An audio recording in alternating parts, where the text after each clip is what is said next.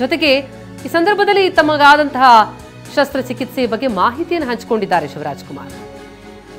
King is back ಅಂತಲೇ ನಟ ಶಿವಣ್ಣ ಮಾತನ್ನ ಆರಂಭಿಸಿದ್ರು. 2-3 ದಿನಗಳ ಕಾಲ ಲಿಕ್ವಿಡ್ ಫುಡ್ನಲ್ಲೇ ಇದ್ದೆ, ನಿಮ್ಮ ಧೈರ್ಯ ಮೆಚ್ಚಬೇಕು ಅಂತ ವೈದ್ಯರು ಹೇಳಿದ್ರು.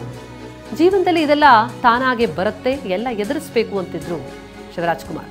ನಾನು ಎಲ್ಲವನ್ನ ಧೈರ್ಯವಾಗಿ ಎದುರಿಸಿದೆ ಅಂತ ಶಿವರಾಜ್ ಕುಮಾರ್ ತಮ್ಮ ಅನುಭವವನ್ನ ಹಂಚಿಕೊಂಡಿದ್ದಾರೆ. ಜೊತೆಗೆ ಮುಂದಿನ ಪ್ರಾಜೆಕ್ಟ್ ಕುರಿತು ತಯಾರಿ ಮಾಡ್ತೇನೆ ಅಂತ ಎಂದಿನ ಸ್ಟೈಲಲ್ಲೇ ಮಾತನಾಡಿದ್ದಾರೆ. ಅಂದ್ರೆ ಶಿವರಾಜ್ ಕುಮಾರ್ ಅಂತಂದ್ರೆ ಅದು ಉತ್ಸಾಹದ ಚಿಲುಮೆ ಅಂತಲೇ ಕರೆಸ್ಕೊಳ್ತಾರೆ. ಸದಾ ಆಕ್ಟಿವ್ ಆಗಿರುವಂತಹ ನಟ. ಮುಂದಿನ ಪ್ರಾಜೆಕ್ಟ್ ಕುರಿತು ತಯಾರಿ ಮಾಡ್ತೇನೆ, 131ನೇ ಸಿನಿಮಾ ಬಗ್ಗೆ ನಾನು ಪ್ಲಾನ್ ಮಾಡ್ತೇನೆ, ರಾಮ್ ಚರಣ್ ಅವರ ಜೊತೆ ಸಿನಿಮಾ ಮಾಡ್ತೀನಿ ಅಂತ ತಮ್ಮ ನಿವಾಸದ ಬಳಿ ಮಾತನಾಡಿದ್ರು.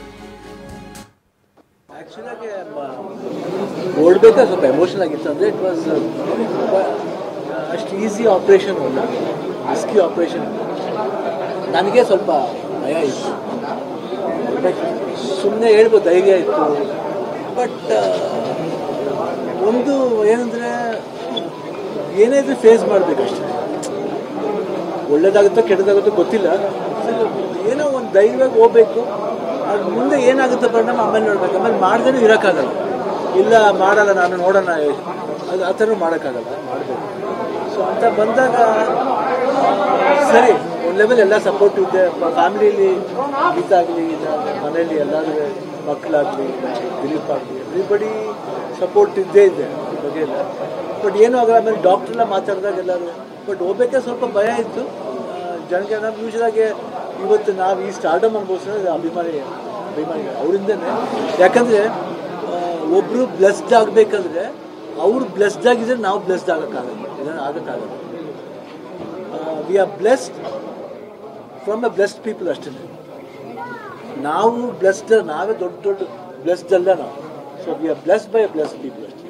ಅಭಿಮಾನಿಗಳು ಎಲ್ಲರೂ ಅವರು ಆ ಬ್ಲೆಸ್ಸಿಂಗ್ಸ್ ಇರ್ಬೋದು, ಅವ್ರದ್ದೊಂದು ಚೈತನ್ಯ ಇರ್ಬೋದು. ಬಟ್ ಅಲ್ಲಿವರೆಗೂ ಮಾಡ್ದು, ಏನು ಆಪ್ರೇಷನ್ ಆಗೋವರೆಗೂ ಏನೇನು ಮಾಡಬೇಕೋ ವರ್ಕ್ ನಡೀತಾ ಇತ್ತು, ಕೀಮೋ ನಡೀತಾ ಇತ್ತು. ಆಮೇಲೆ ಡಾಕ್ಟ್ರು ಮಾತಾಡಿದ್ರು. ಹೋಗ್ಬೇಕಾದ್ರೆ ಸ್ವಲ್ಪ ಎಮೋಷನಲ್ ಆಗಿತ್ತು, ಭಯ ಇತ್ತು.